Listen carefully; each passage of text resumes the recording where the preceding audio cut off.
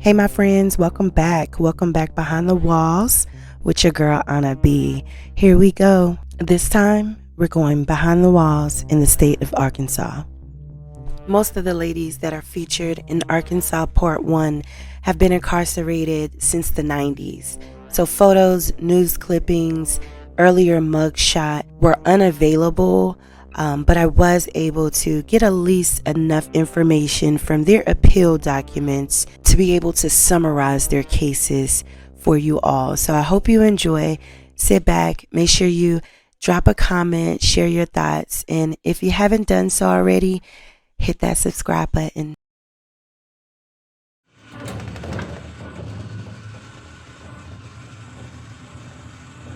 McKenna Faith Belcher avoided the death penalty by pleading guilty to first-degree murder in the death of her 3-year-old stepdaughter.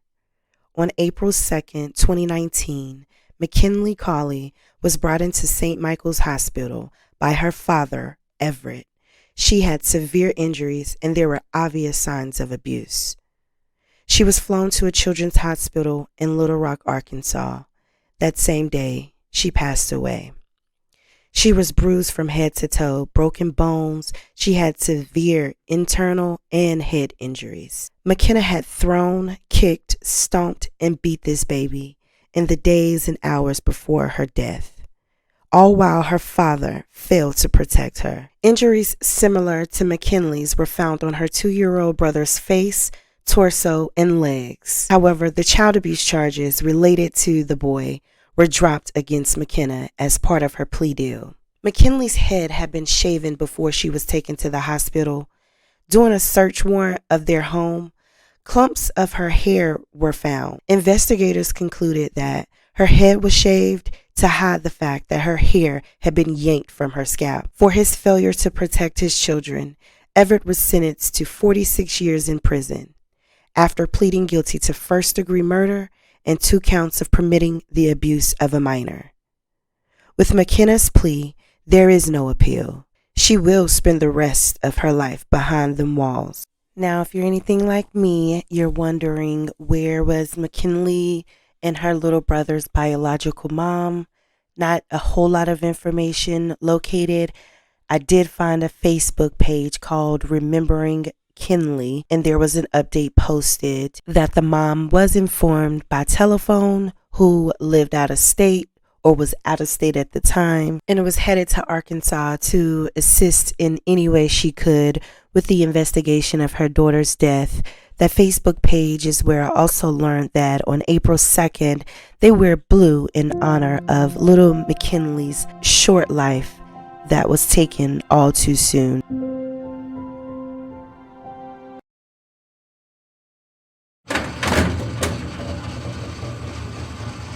After helping her boyfriend, Edward Ferguson, escape the Greene County Jail Valentine's Day of 1998, she was arrested in Missouri. When she was arrested, they only wanted her for the escape. But within 2 days, she had confessed. She had told the police that her boyfriend, Edward Ferguson, had killed 2 men on October 4th, 1997. She had also led authorities to the crime scenes where they could find evidence related to the murders. She was charged with capital murder and hindering apprehension or prosecution. She was tried before a jury in June of 1999 and convicted on both charges. She was sentenced to life without parole on the murder charge and given 60 months on the hindering charge. She appealed the following year in 2000, arguing that there was insufficient evidence to convict her on capital or premeditated murder. She argued she was only present during the murder for Danny Rogers and took no part in it at all. However, there was evidence as well as Edward's testimony that showed otherwise. Edward testified that it was Carolyn that wanted him to rob someone so that they could have money to get on with their lives. Now, regarding the murder of the victim, G.I. Higgins, Edward stated that he was drunk and he killed him because Carolyn wanted money. He said he shot Higgins 6 times, took his wallet, fled back to Carolyn just to find it was no money in the wallet. Oh, Carolyn Carolyn berated him for killing the man before he was able to get his ATM card and PIN. Edward further testified that Carolyn told him, "You done killed one person for no money. Why stop now? Huh? If that's not all the reason to stop. Actually, that's the reason to never start. Get a job." Carolyn admits that she lured Mr. Rogers, the second victim, to a deserted road, telling him she needed him to follow her back across town after she drops Edward off. Mr. Rogers was shot to death in his van.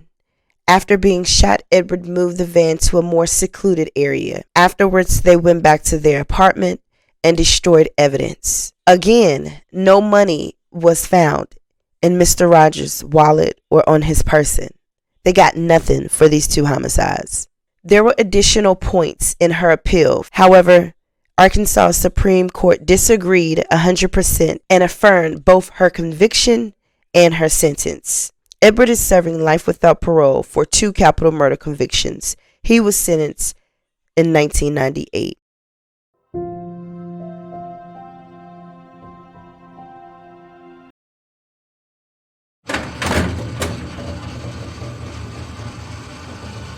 Kimberly Beaver was convicted as an accomplice to Joseph Hill of aggravated robbery and theft of property for the June 11, 1997 robbery of a Golden Corral restaurant. Prior to being charged in that case, Kimberly was charged on July 9, 1997 with capital murder and aggravated robbery for an offense that occurred at the Backyard Burger on July 1st. The state decided to try this case first, which she was convicted on both charges and sentenced to 2 consecutive 10-year terms. In the Golden Corral case, the state used her prior convictions to enhance her sentencing. She was convicted by a jury and sentenced to life in prison on the aggravated robbery of the Golden Corral. It did take the courts 2 attempts to gain this conviction, as her first trial in this case was declared as a mistrial. Kimberly submitted an application for commutation of her sentence to the Arkansas Parole Board. However, in 2019, during the application review, which is the first step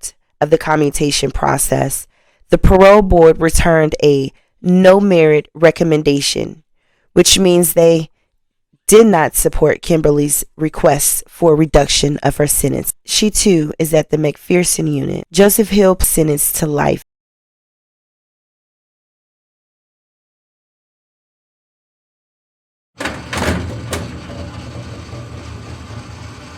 Ronita Bell has been incarcerated since 1997, having been tried and convicted in Conway County on 3 counts of capital murder.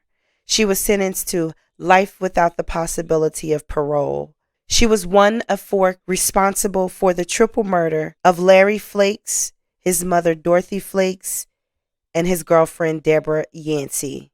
Their bodies was discovered the morning of July 26 in 1996 off of Highway 64 at Mrs. Flakes' residence in Menifee. Pretty much this was a murder that was a result in a robbery attempt. Mr. Larry Flakes, he was a man that had money. He had a rental house where he ran a gambling establishment or a gambling operation. Ronita Bell and her boyfriend Gregory Allen Cook lived at this rental house. They also worked for Mr. Larry. The state proved without a reasonable doubt that Ronita did play a role in the triple murder of these individuals.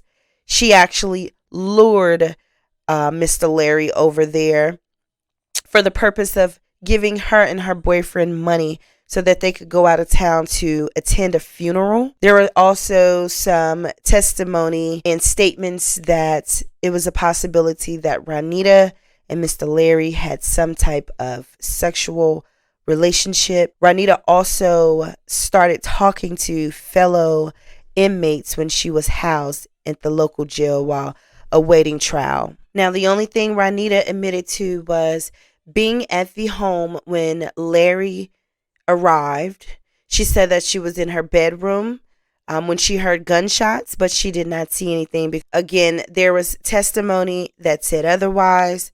There were testimony from 2 inmates that shared a cell where Ronita discussed the murders and the robbery, discussed how she was upset about how things had transpired, and reportedly there was a large sum of money that was taken along with guns and clothing from Mr. Larry during the commission of this robbery and murder that she did not get a piece of, and that one of the other three suspects got the money, kept it, and paid for their lawyer while she was left with a public defender. Gregory Allen Cook was also convicted and sentenced to life without the possibility of parole. Now, the two other suspects, or their co-defendants in this case, they were not found guilty on the murder charges, the capital murder charges, that is. Patrick C. Walker was only sentenced to 180 months, and Chris Brian Johnson was sentenced to 360 months. They obviously have since served their time and have been released from prison, as I no longer see them in the Department of Corrections database. While researching this case, I came across a Facebook page that's called What About Us? Ranita Bell posted that she's been this post was from 2019. She posted, "I've been incarcerated 22 years. I stand firm on my belief that everyone deserves a second chance. I was an 18-year-old kid at the time of my crime. I've grown into a mature 41-year-old woman with dreams and aspirations. Becoming a successful returning citizen is one of them. God willing.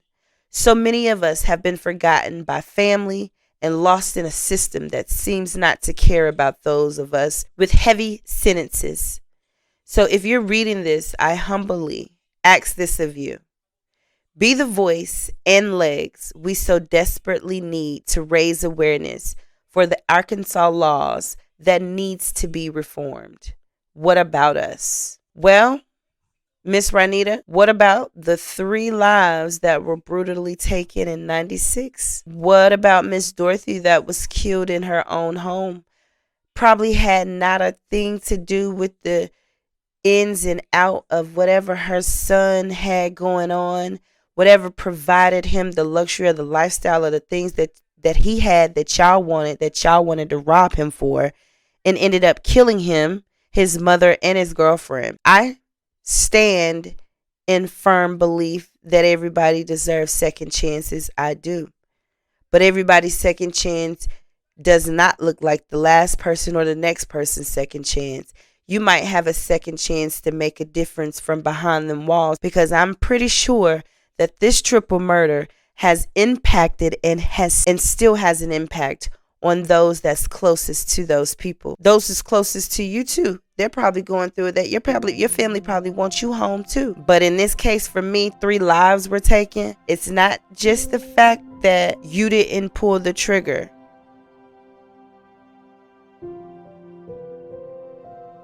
Rest in peace, Mr. Larry Flakes, Dorothy Flakes, and Deborah Yancey.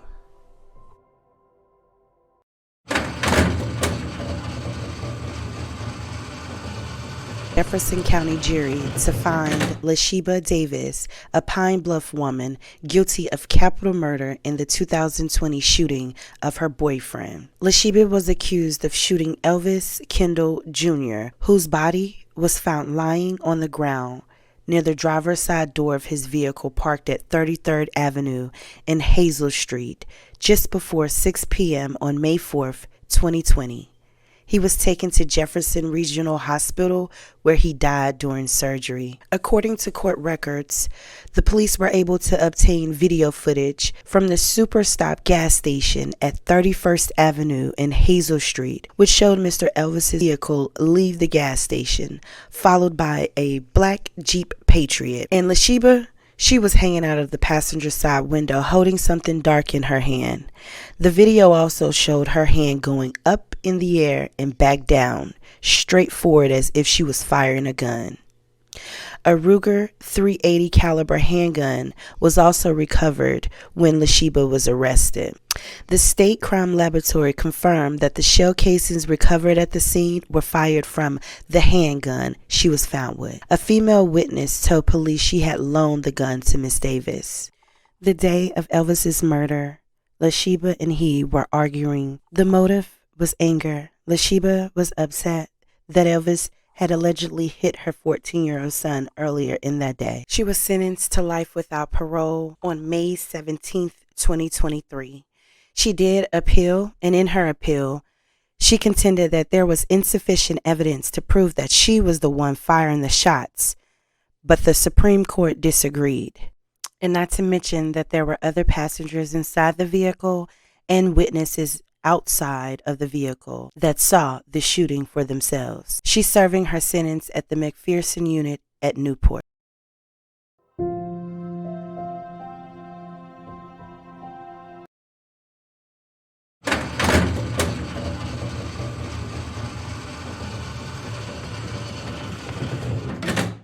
The body of George Russell was discovered in his Blytheville apartment on July 14, 2004.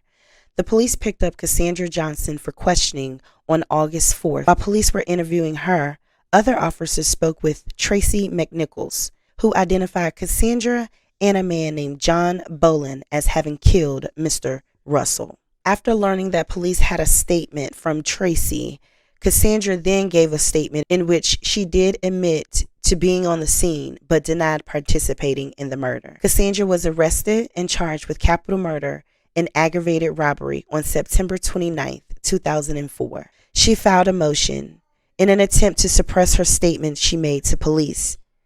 After a hearing, the trial court denied her motion, finding that the statement was voluntary and was not the product of police coercion. Cassandra was tried by a Mississippi County jury on June 28 and 29, 2005. The jury convicted her of capital murder and aggravated robbery, for which she was sentenced respectively to life imprisonment without parole and 20 years on the aggravated robbery charge. In 2006, the Supreme Court upheld Cassandra's conviction. On her appeal, she argued several grounds, including the sufficiency of evidence. She also argued that she should get a new trial because her statement should not have been admitted. The High Court ruled there were no reversible errors in her trial.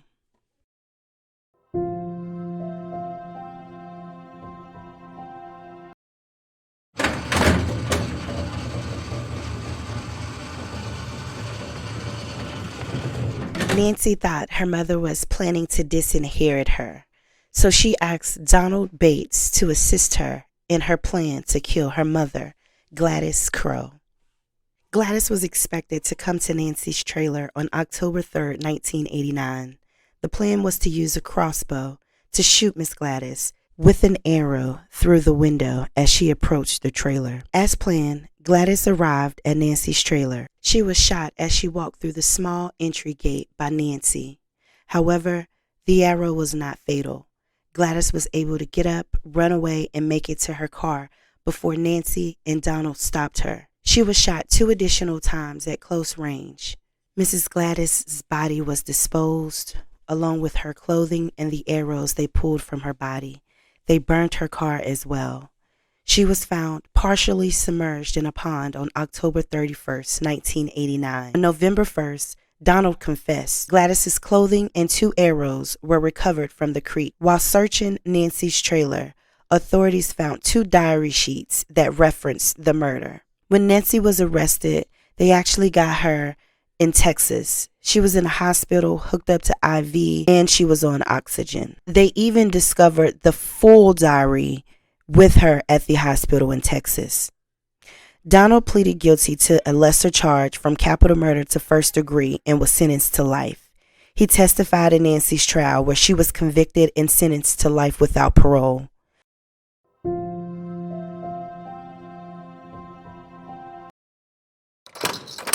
There were no case specifics that I found on Gracie Deise, but as you can see, she entered prison 2 days before her birthday in 1982 and has been incarcerated for a very long time.